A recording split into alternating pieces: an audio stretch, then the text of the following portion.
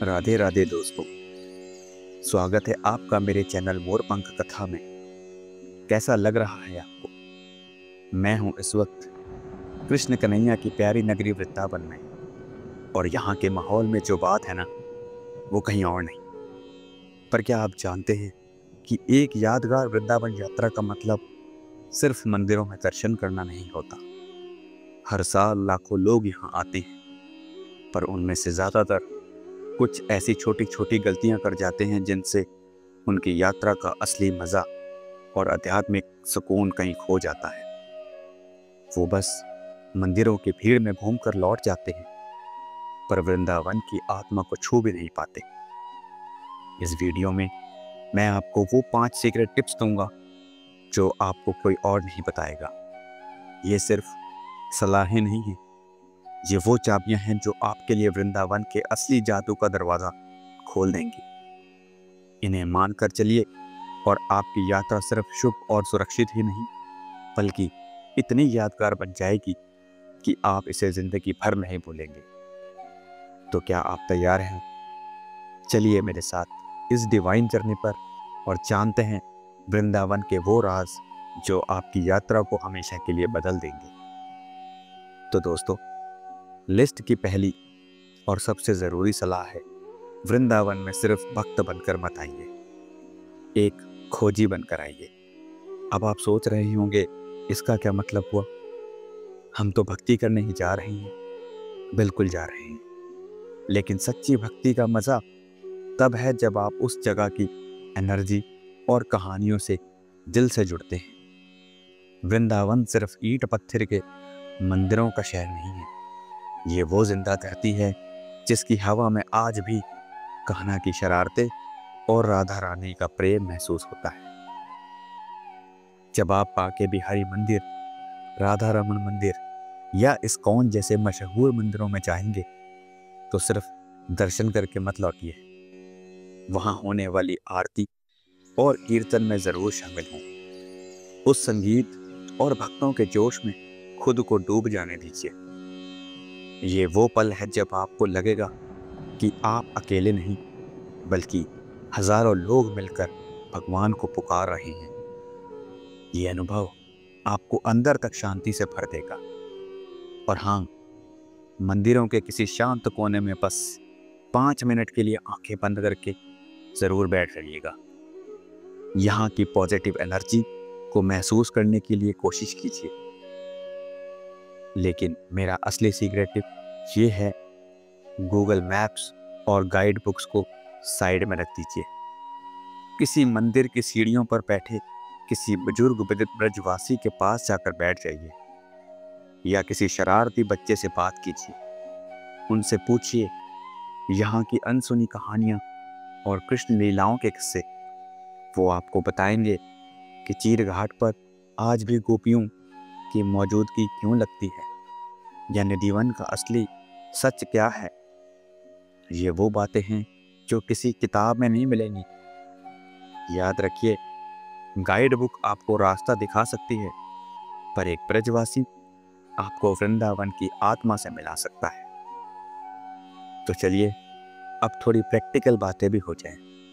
हमारी दूसरी सलाह है, अपनी यात्रा की प्लानिंग किसी टूरिस्ट की तरह नहीं, बल्कि एक स्मार्ट ब्रजवासी की तरह करें। वृंदावन की गलियां जितनी भक्ति से भरी हैं, उतनी ही भूल भुलैया जैसी भी हैं। खासकर अगर आप पहली बार आ रहे हैं तो मेरी पहली सलाह होगी, हो सके तो एक लोकल गाइड कर लीजिए। वो न सिर्फ आपको भटकने से बचाएगा, बल्कि उन छोटे छोटे छिपे हुए मंदिर तक ले जाएगा जहाँ ज़्यादातर टूरिस्ट नहीं पहुँच पाते। वो आपको बताएगा कि किस मंदिर में किस समय सबसे अच्छी झांकी होती है, या कहाँ का प्रसाद सबसे खास है। दूसरी बात, मौसम को हल्के में बिल्कुल मत लेना। वृंदावन में गर्मियाँ बहुत तेज होती हैं, पारा 45 डिग्री तक चला जाता है। अगर आप गर्मियों में आ रहे हैं तो छाता, टोपी, सनग्लासेस और पानी की बोतल आपके सबसे अच्छे मित्र हैं। दिन में मंदिरों के दर्शन कीजिए और दोपहर में थोड़ा आराम। वहीं सर्दियों का मौसम घूमने के लिए सबसे उत्तम माना जाता है यहाँ पर। और सबसे ज़रूरी बात, अगर आप जन्माष्टमी, राधा अष्टमी या होली जैसे किसी बड़े त्योहार पर आने का सोच रहे हैं तो होटल और ट्रेन बस की सेवा या बुकिंग महीनों पहले कर लें। इन दिनों में वृंदावन में पैर रखने की जगह भी नहीं मिलती, और अगर तैयारी पहले से नहीं की तो बहुत परेशानी हो सकती है। स्मार्ट प्लानिंग करके आप अपना टाइम और एनर्जी बचाएंगे और उसे अपनी भक्ति में लगा पाएंगे। अब आते हैं एक बहुत ही ज़रूरी सलाह पर, जिसे नज़रअंदाज करना आपको महंगा पड़ सकता है। हमारी तीसरी सलाह है, याद रखिए, सुरक्षा में ही भक्ति है। वृंदावन जितना पवित्र है उतना ही यहाँ कुछ प्रैक्टिकल चीज़ों का ध्यान रखना ज़रूरी है, ताकि आपका मन किसी टेंशन में नहीं बल्कि सिर्फ भक्ति में लगे। सबसे पहली चुनौती, यहाँ के बंदर। वृंदावन के बंदर बहुत ही शरारती होते हैं और स्मार्ट भी होते हैं। आपका चश्मा, मोबाइल, पर्स या खाने का कोई सामान पलक झपकते ही लेकर गायब कर सकते हैं। तो कुछ नियम बना लीजिए। चश्मा सीधा बैग में, मोबाइल मजबूती से पकड़ कर रखें, और खाने पीने का सामान खुले में लेकर तो बिल्कुल न चलें। बंदरों से आंखें मिलाने या उन्हें छेड़ने की गलती बिल्कुल मत कीजिएगा। दूसरी चुनौती है भीड़। बांके बिहारी जैसे मंदिरों में खासकर वीकेंड पर ज़बरदस्त भीड़ होती है। ऐसी जगहों पर अपने मोबाइल और पर्स को लेकर एक्स्ट्रा सावधान रहें, क्योंकि जेब कतरे भी सक्रिय रहते हैं। अगर साथ में बच्चे हैं तो उनका हाथ कस कर पकड़ कर रखें और कोशिश करें कि अपने ग्रुप के साथ ही रहें। तीसरी बात, दान पुण्य करते समय सावधान रहें। आपको हर गली, हर मंदिर के बाहर लोग दान मांगते दिखेंगे। श्रद्धा से दान करना अच्छी बात है, पर हर किसी को पैसे देने से बचें। अपना दान सिर्फ मंदिर के अंदर बने ऑफिशियल डोनेशन बॉक्स में ही डालें, ताकि आपका पैसा सही जगह पहुंच सके। और आखिर में, स्थानीय लोगों यानी ब्रजवासियों और साधु संतों से हमेशा इज्जत से पेश आए। वो इस पवित्र धरती के रखवाले हैं। उनसे बहस करके आपको कुछ प्राप्त नहीं होगा, और कृपया आपसे गुजारिश है, उनसे बहस बिल्कुल ना करें। आपका विनम्र स्वभाव ही आपकी सच्ची भक्ति की निशानी है। दोस्तों, अगर आपको अभी तक की सेफ्टी टिप्स काम की लगी और लगता है कि ये आपकी यात्रा में मदद करेंगी, तो प्लीज़ इस वीडियो को अभी एक लाइक कर दीजिएगा और कमेंट्स में लिखिए राधे राधे। आपका एक लाइक हमें बताता है कि हमारी मेहनत सफल हो रही है और हमें ऐसे ही वीडियोस बनाने में हिम्मत मिलती है। सेफ्टी की बात हो गई, अब चलिए वृंदावन के स्वाद और कल्चर में डुबकी लगाते हैं। हमारी चौथी सलाह है, यहाँ सिर्फ पेट भरने के लिए मत खाइए, प्रसाद समझकर खाइए। यहाँ का ज़्यादातर भोजन शुद्ध शाकाहारी और सात्विकी होता है, जिसका मतलब है कि उसमें प्याज और लहसुन तक का इस्तेमाल नहीं होता। जब आप वृंदावन की गलियों से गुजरें तो अपनी स्वाद की कलियों को एक ट्रीट दीजिए। यहाँ की गर्मा गर्म कचौड़ी और समोसे ज़रूर ट्राई करें, जिन्हें चटपटी आलू की सब्जी के साथ परोसा जाता है। शाम के नाश्ते के लिए घी और चाशनी में डूबे हुए मालपुए से बेहतर यहाँ कुछ नहीं। और जब उसके ऊपर गाढ़ी मलाईदार रबड़ी डालकर खाते हैं ना, तो आनंद ही आ जाता है।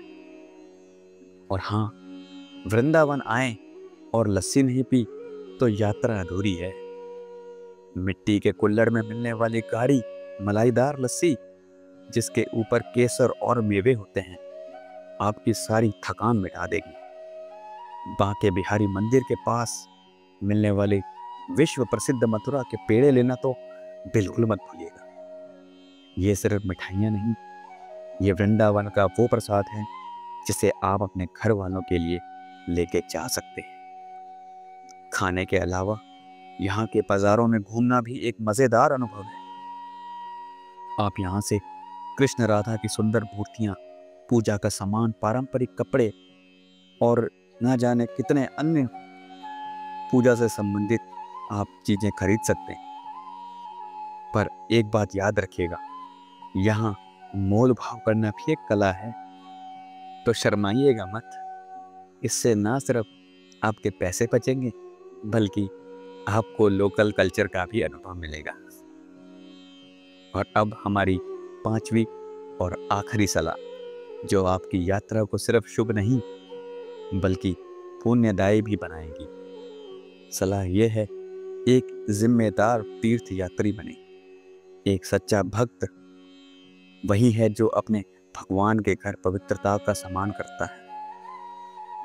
इसका मतलब, इसका सबसे पहला नियम है साफ सफाई। वृंदावन की हर गली, हर घाट पवित्र है। कृपया यहाँ कूड़ा इधर उधर बिल्कुल ना फेंकें। पानी की खाली बोतलें, चिप्स के पैकेट या कोई भी कचरा सिर्फ कूड़ेदान में ही डालें। यमुना जी को अपनी माँ समझें और उसमें पूजा की कोई भी सामग्री या प्लास्टिक ना डालें।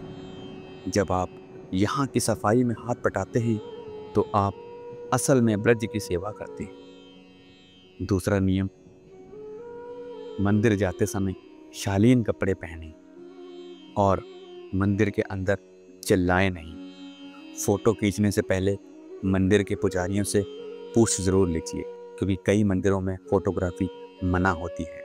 और आरती के समय शांति बनाए रखें।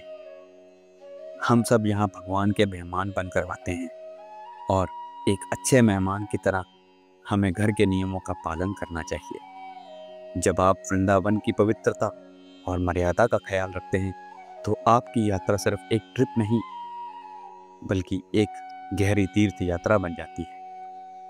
आप यहाँ से सिर्फ यादें नहीं बल्कि पुण्य भी कमा कर ले जाते हैं।